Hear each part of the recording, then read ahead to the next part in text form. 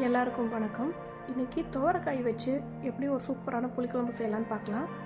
இதுதாங்க துவரைக்காய். இதை ஒரு குக்கரில் கொஞ்சமாக தண்ணி ஊற்றி ஒரு கொதி வர தண்ணியும் அடுப்பில் வச்சிடலாம்.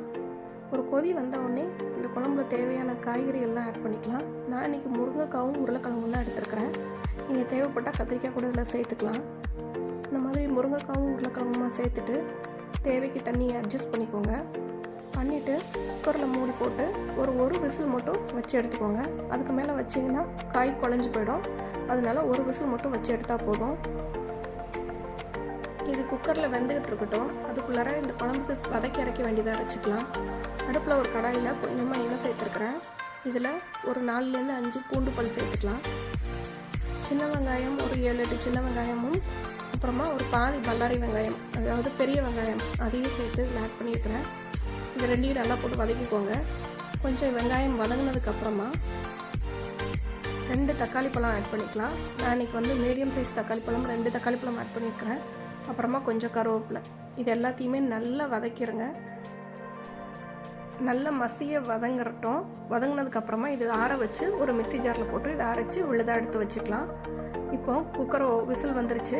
ஸ்டீம் போனதுக்கப்புறம் இதை ஓப்பன் பண்ணி பார்க்கலாம். இங்கே பாருங்கள், ஒரு விசில் வச்சதுனால நமக்கு காய்கறி எதுவுமே குலையாமல் அழகாக வந்திருக்கு. இப்போ குழம்பு வைக்கிறதுக்கு சட்டியில் கொஞ்சமாக எண்ணெய் ஊற்றிக்கோங்க. நல்லெண்ணெய் ஊற்றிருக்கேன் நான். கொஞ்சமாக வெந்தயம் போட்டிருக்கிறேன். அதுலேயே கடுகு உளுந்தம் பருப்பும் ஆட் பண்ணிக்கோங்க. இது ரெண்டும் நல்லா பொரியட்டும். கடுகு நல்லா வெடிச்சிருச்சு.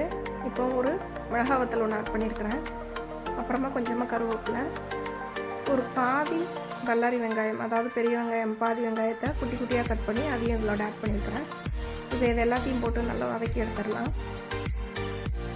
வெங்காயம் கொஞ்சம் நல்லா வதங்கினதுக்கப்புறமா நம்ம அரைச்சி வச்சுருக்கோம் இல்லையா, வெங்காயம் தக்காளி பூண்டு கருவேப்பிலை போட்டு வதக்கி அரைச்சி வச்சுருக்கோம் இல்லையா, அந்த பேஸ்ட்டை நான் இப்போ ஆட் பண்ணுறேன். இதை ஆட் பண்ணி இது நல்லா பச்சை வடை போகிற வரைக்கும் கொஞ்சம் நல்லா வதங்கட்டும். ஏற்கனவே நம்ம ஆல்ரெடி வதக்கியிருக்கோம். இது இன்னும் கொஞ்சம் வதங்கினா இன்னும் டேஸ்ட் நல்லாயிருக்கும். அதுக்குள்ளார ஒரு தேங்காய் பேஸ்ட் ஒன்று அரைச்சிடலாம். ஒரு மிக்ஸி ஜாரில் கொஞ்சமாக தேங்காய், ஒரு 4-5 சின்ன வெங்காயம், கொஞ்சமாக சீரகம், அப்புறமா இது குழம்பு மிளகாத்தூள் ஒரு 3லேருந்து 4 டேபிள் ஸ்பூன் எடுத்துருக்கிறேன். உங்களோட குழம்புக்கு தேவையான திக்னஸுக்கு இதை எடுத்து தண்ணி ஊற்றி நல்லா பேஸ்ட்டாக அரைச்சி வச்சுக்கோங்க. இப்போ இது நல்லா பச்சை வடை போயிருச்சுங்க. கொஞ்சம் நல்லா வதங்கிருச்சு. இப்போ வேக வச்ச அந்த காய்கறி கலவையை தண்ணியோடு அப்படியே சேர்த்து இதில் ஆட் பண்ணிக்கலாம். இதை நல்லா அப்படியே கிண்டி விட்ருங்க. இப்போ இந்த குழம்புக்கு தேவையான கொஞ்சம் மஞ்சத்தூள், அப்புறமா கல்லுப்பு ரெண்டையும் சேர்த்து நல்லா கிண்டி விட்ருங்க.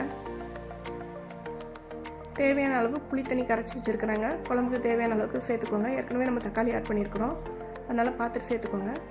இப்போ அது எல்லாத்தையும் சேர்த்ததுக்கப்புறமா தேங்காய் பேஸ்ட் அரைச்சி வச்சோம் இல்லையா, அதை நல்லா ஆட் பண்ணிக்கோங்க.